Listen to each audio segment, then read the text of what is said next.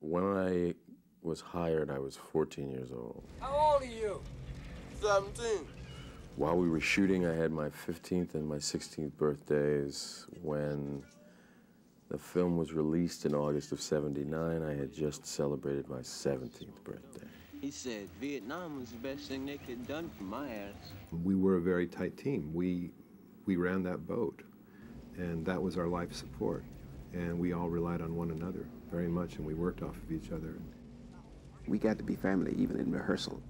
The way Francis cast the movie, he really had people come in and improvise scenes. And he had asked us to host, to be anchors for that.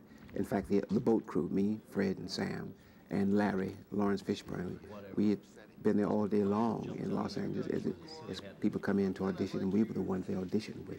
And Francis improvised scenes around that. And during that time, we got to be family. So by the time we actually got in the Philippines and started shooting, we were pretty solid with each other, as we still are.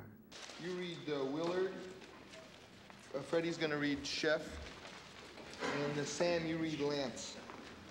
And Albert, you read Chief, okay? Let's just, what we'll do now, we'll just read it just to read it, to know what we're doing. Francis come to us and said, you guys got the characters now. Don't act. You know. Is it gonna be Harry? I don't know, kid.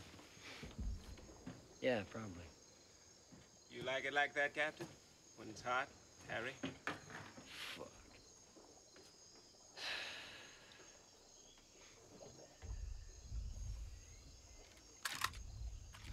Francis was the first director that I'd ever met who kept asking for more. I'd never had that challenge before, and I liked it.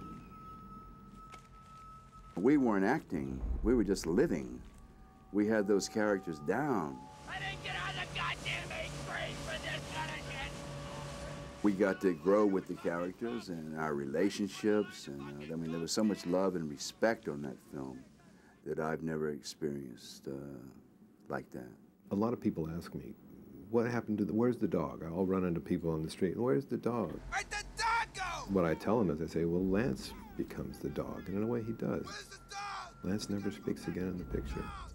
He's there. You feel his presence, but he's just sort of surfing through it all.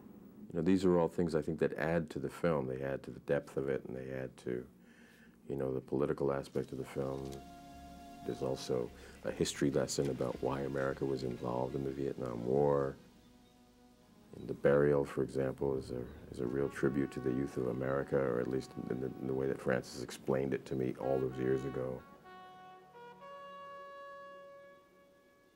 Clean's funeral, Albert Hall is incredible in it. You got to see another side to him. You saw the dignity of that character that he expressed so well. I mean, every time I see that, it makes me cry, and I was there. You know, here we were, me, in this case, me and Larry, both black, and here we are fighting for a country, and I lose him. Reflecting on the fact that there were more blacks in that war, you know, and perhaps the inequity of that, you know. And that was very good juice and substance to use emotionally right there. It's more than just like a little movie I made, you know. It is a very big movie that a lot of people made. It also happens to be, you know, the most significant experience of my adolescent life.